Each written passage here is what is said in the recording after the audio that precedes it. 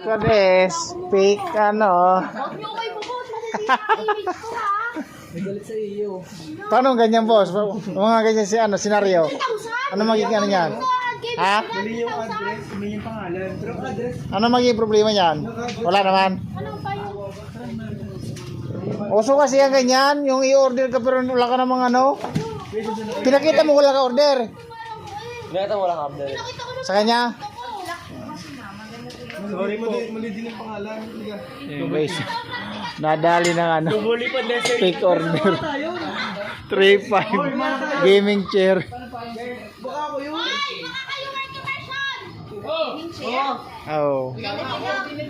Kay Sabi niya bibili niya. wala. Order niya na din siya. Yung guys, oh. Chair, wala yung gusto mo. Malaki. Kaya pa dalawa mag-asama wala. Isang sahod ni DC. Wala na pang hulog sa motor.